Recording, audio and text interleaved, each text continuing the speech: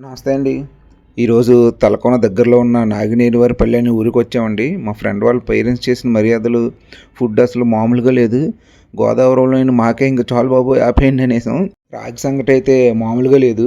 ఈ ఊరు ఎంత ప్రశాంతంగా ఉందంటే అలా రూమ్లోంచి అడుగు బయట పెట్టగానే పచ్చని పొలాలు, ముందే రామాలయం నుంచి వచ్చే రాములవారి పాటలు అసలు చెవులకి, కళ్ళకి, మనసుకి ఎంతో హాయిగా ఉందండి.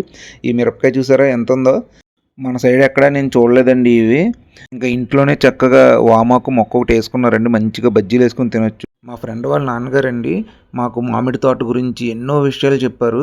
అంటే ఎలా సాగు చేయాలి, ఎలాంటి నేలలో బాగా పండుతుంది అంతా మీకు నెక్స్ట్ వీడియోలో వస్తుంది. తప్పకుండా చూడండి. ఒక రైతు సంవత్సరం అంతా కష్టపడితే మనం సంవత్సరం అంతా మంచిగా తింటామండి. రైతే రాజు ఎప్పటికైనా సరే. ఫ్రెండ్ వాళ్ళు టొమాటో కూడా పండిస్తున్నారండి. ఈడే ఓనర్. ఓనర్ అంటే పని చేయడం అనమాట. అలా తిరుగుతూ ఉంటాడు అంతే. లాస్ట్లో వచ్చేటప్పుడు కొన్ని పళ్ళు తీసుకుని ఇంటికి వెళ్ళి టీ తాగి స్టార్ట్ అయిపోయామండి.